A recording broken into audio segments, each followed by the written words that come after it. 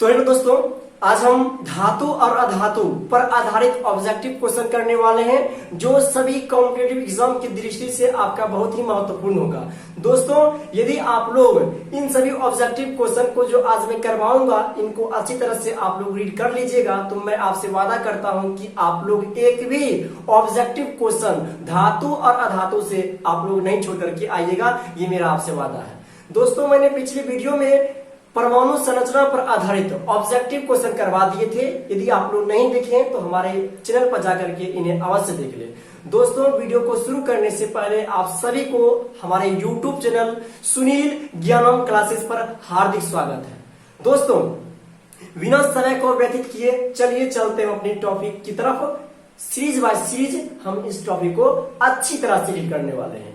दोस्तों, हमारा पहला क्वेश्चन है कि निम्नलिखित में किस धातु को हम चाकू से काट सकते हैं। दोस्तों, आप याद रखिएगा, कंसेप्ट के साथ मैं बताऊंगा आपको। याद रखिएगा कि 3 ऐसा धातु है जिसे हम चाकू से आसानी से काट सकते हैं। Number first, lithium, potassium, sodium.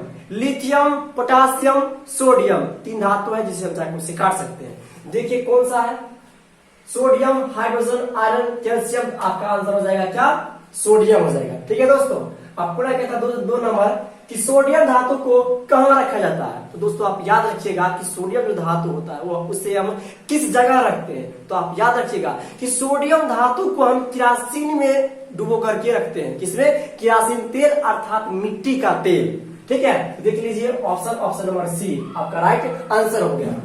Question number 3 है कि सोडियम धातु का परमाणु द्रव्यमान कितना होता है। दोस्तों, याद रखिएगा, ये आपके लिए बहुत ही महत्वपूर्ण होगा कि सोडियम का परमाणु संख्या 11 होता है जबकि परमाणु द्रव्यमान 23 होता है। कितना होता है? 23 होता है। आप देख लीजिए कितना है, option number B 23 right answer हो जाएगा। क्वेश्चन नंबर 4 कहता है कि सोडियम का लैटिन नाम क्या होता है। दोस्तों, आप याद रखिएगा कि सोडियम का जो लैटिन नाम होता है वो होता है नात्रियम होता है। क्या होता है? नात्रियम होता है। देख लीजिए नात्रियम, ऑप्शन नंबर ए। अब क्वेश्चन नंबर 5 कहता है कि लोहा का परमाणु संख्या कितना है। क्या बोला? लोहा का परमाणु संख्या कितना है। तो लोहा का परमाणु संख्या होता है 26। कितना होता है? 26 होता है। आप देख सकते हैं option number A. Question number 6 कहता है कि हेमेटाइट किस धातु का अयस्क है। दोस्तों, अयस्क को अच्छी तरह से आप लोग रीड कर लीजिएगा। ठीक है, क्या बोलता है? हेमेटाइट किस धातु का अयस्क है। तो हेमेटाइट जो होता है वह लोहा का अयस्क होता है। किसका होता है? लोहा का होता है। देख लीजिए option number A. Question number 7 कहता है कि लोहा को जिंक से लेपित करने की प्रक्रिया को क्या कहते हैं। लोहा को जिंक से लेपित करने की प्रक्रिया को हम क्या बोलते हैं? गैल्वेनीकरण कहते हैं। क्या बोलते हैं? गैल्वेनीकरण कहते हैं। Option number A. अब दोस्तों कहता है कि इनमें से किसे, क्या बोला? इनमें से किसे झूठा सोना अर्थात फुल्स गोल्ड के नाम से जाना जाता है। तो दोस्तों, आप याद रखिएगा कि आयरन पायराइट, क्या बोले? आयरन पायराइट FeS2 को आप क्या बोलते हैं? फुल्स गोल्ड अर्थात झूठा सोना कहते हैं। तो हमारा राइट आंसर हो जाएगा ऑप्शन नंबर सी हो जाएगा। ठीक है दोस्तों, और हमारा 7 नंबर क्वेश्चन कहता है दोस्तों, क्या कौन सी ऐसी धातु है जो कमरे के ताप पर द्रव अवस्था में पाई जाती है। आपका क्या आंसर हो जाएगा? मरकरी अर्थात पारा। मरकरी बोलिए या पारा बोलिए, आपका राइट आंसर क्या हो जाएगा? पारा। किसमें? धातु में। ठीक है, और पुनः कहेगा आपको 8 नंबर क्वेश्चन कि कौन से अधातु, क्या बोला? कौन सी अधातु पदार्थ कमरे के ताप पर द्रव अवस्था में पाया जाता है। तो आपका आंसर हो जाएगा ब्रोमीन। क्या हो जाएगा दोस्तों? ब्रोमीन हो जाएगा। जी हाँ, ऑप्शन नंबर बी आपका राइट आंसर हो गया। ठीक है, पुनः कहता है कि 9 नंबर क्वेश्चन कि सबसे कठोर पदार्थ कौन सा है। सबसे कठोर अधातु पदार्थ कौन सा है। तो आप बोलिएगा डायमंड अर्थात हीरा है। क्या है? हीरा है। तो ऑप्शन नंबर ए आपका राइट आंसर हो गया।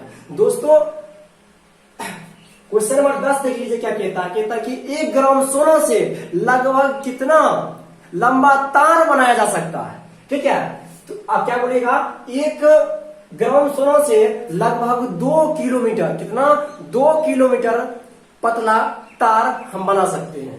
आपका राइट आंसर हो जाएगा ऑप्शन नंबर बी। अब क्वेश्चन नंबर 11 कहता है कि सबसे अधिक लचीली धातु जिसे पीटकर पत्थर बनाए जा सकते हैं क्या कहलाएगा आपका? सोना। क्या कहलाएगा? सोना। सोना का संकेत क्या होता है? Au। परमाणु संख्या 79, परमाणु द्रव्यमान 197। ठीक है, ये आप याद रखिएगा। सोना आपका राइट आंसर हो जाएगा।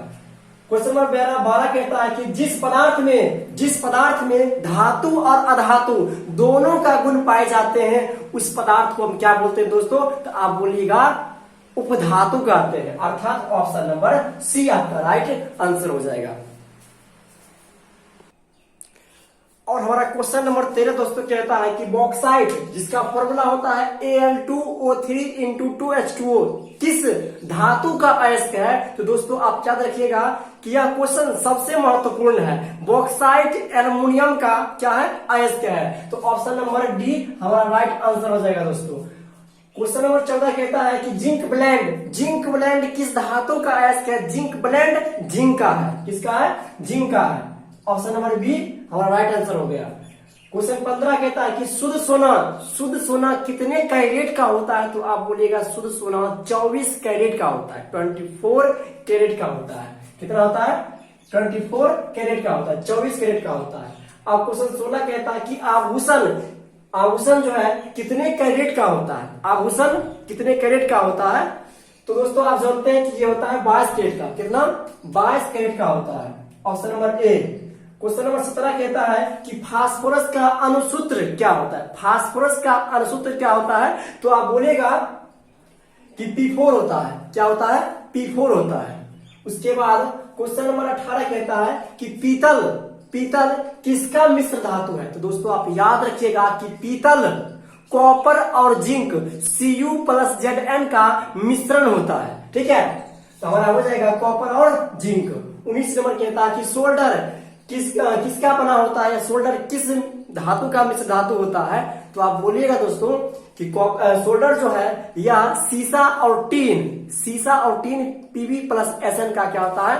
मिश्र धातु होता है। ऑप्शन नंबर ए हमारा राइट आंसर हो जाएगा। और हमारा क्वेश्चन नंबर 20 दोस्तों कहता है कि सल्फाइड अयस्कों का सांद्रण हम किस विधि से करते हैं? क्या बोला? सल्फाइड अयस्कों का सांद्रण हम किस विधि से करते हैं दोस्तों? तो आप लोग याद रखिएगा कि इसका आंसर जो होगा वो होगा कौन? फेन उत्प्लावन विधि। क्या होगा? फेन उत्प्लावन विधि। देख लीजिए। अब क्वेश्चन नंबर 21 कहता है कि फास्फोरस को हम कहाँ रखते हैं या कहाँ रखा जाता है? फास्फोरस को हम कहाँ रखते हैं दोस्तों? तो आप जानते हैं कहाँ रखते हैं? पानी में रखते हैं। कहाँ रखते हैं? पानी में रखते हैं। जबकि सोडियम को कहाँ रखते हैं दोस्तों? मिट्टी के तेल में, अर्थात किरासिन तेल में रखते हैं। ठीक है। क्वेश्चन नंबर 22 कहता है कि धातुओं के ऑक्साइड प्राय होते हैं क्षारीय, अम्लीय, उदासीन सभी। क्या होंगे? क्षारीय होते हैं। धातु के ऑक्साइड प्राय क्षारीय होते हैं। कैसे होते हैं ये आप वीडियो पर जाकर के हमारे यूट्यूब चैनल पर जाकर के इन्हें अवश्य देख ले यदि नहीं समझते हैं तो। ठीक है। और क्वेश्चन नंबर 23 कहता है कि अधातु के ऑक्साइड होते हैं। दोस्तों अधातु के ऑक्साइड प्रायः अम्लीय होते हैं। कैसे होते हैं? अम्लीय होते हैं। और हमारा सबसे महत्वपूर्ण 24 नंबर क्वेश्चन कहता है कि जल H2O में हाइड्रोजन और ऑक्सीजन के परमाणुओं का अनुपात कितना होगा दोस्तों? तो आप देख लीजिए कि जल H2O में H कितना है? 2 है और O कितना है? 1 है। देख लीजिए, इसमें देख लीजिए दोस्तों, ऐसे लिखा हुआ है H2O, H कितना है? 2 है, O कितना है? 1, अर्थात 2:1 हो जाएगा। हमारा राइट आंसर हो जाएगा। 2:1 राइट आंसर चला जाए। ठीक है। अब पुनः कहता है 26 नंबर की ये कहता है भारों का अनुपात। ठीक है, ये हमारा हो जाएगा 24 नंबर। अब 25 कहता है कि जल में हाइड्रोजन और ऑक्सीजन के भारों का अनुपात, भार अर्थात द्रव्यमान का अनुपात कितना होगा? तो दोस्तों आप जानते हैं कि हाइड्रोजन का द्रव्यमान कितना हो जाएगा? इसमें हो जाएगा 2:। ऑक्सीजन का होता है द्रव्यमान कितना?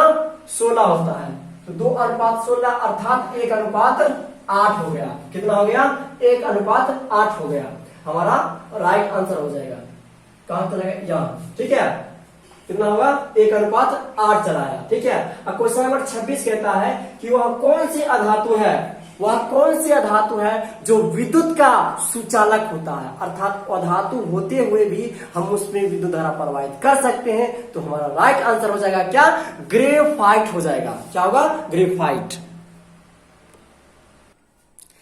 और हमारा क्वेश्चन नंबर 27 कहता है दोस्तों कि जिस तत्व के वायतम कक्षा में 1, 2 और 3 इलेक्ट्रॉन आते हैं उसे हम क्या कहते हैं, उसे हम धातु कहते हैं। क्या बोलते हैं दोस्तों, धातु कहते हैं। ये बातें आप याद रखिएगा। लेकिन जब किसी भी तत्व के वायतम कक्षा में 4, 5, 6, 7 तथा 8 इलेक्ट्रॉन आएगा तब उसे हम कहेंगे अधातु कहेंगे। क्या बोलेंगे, अधातु कहेंगे। ऑप्शन नंबर ए हमारा राइट आंसर हो जाएगा। 29 कहता है कि विद्युत का सर्वोत्तम चालक कौन सा धातु है। विद्युत का सर्वोत्तम चालक होता है चौंधी। क्या होता है, चौंधी। क्वेश्चन नंबर 30 कहता है कि संगमरमर, संगमरमर बोलिए या खरिया बोलिए या चौक बोलिए, ठीक है, या कैल्शियम कार्बोनेट बोलिए, सब एक ही हुआ। ठीक है, संगमरमर का रासायनिक सूत्र क्या होता है दोस्तों, याद रखिए कि संगमरमर का रासायनिक सूत्र होता है CaCO3। क्या बोले, CaCO3, ऑप्शन नंबर सी। दोस्तों क्वेश्चन नंबर 31 कहता है कि ओजोन, जिसका फॉर्मूला होता है O3, जो ऑक्सीजन का एक क्या बोले, ओजोन जो है, ओजोन ऑक्सीजन का एक अपरूप होता है। क्या होता है, अपरूप होता है। और ओजोन का फॉर्मूला होता है O3 के एक अणु में, ओजोन के एक अणु में ऑक्सीजन के परमाणु की संख्या कितना है, तो बोलिएगा 3 है। कितना है, 3 है। क्वेश्चन नंबर 32 कहता है कि प्रकृति में ऊर्जा का मुख्य स्रोत क्या है। दोस्तों आप जानते हैं क्या है, सूर्य है। क्या है, सूर्य है। क्या क्या कहा गया, प्रकृति में ऊर्जा का, सॉरी यहां देते हैं सूर्य।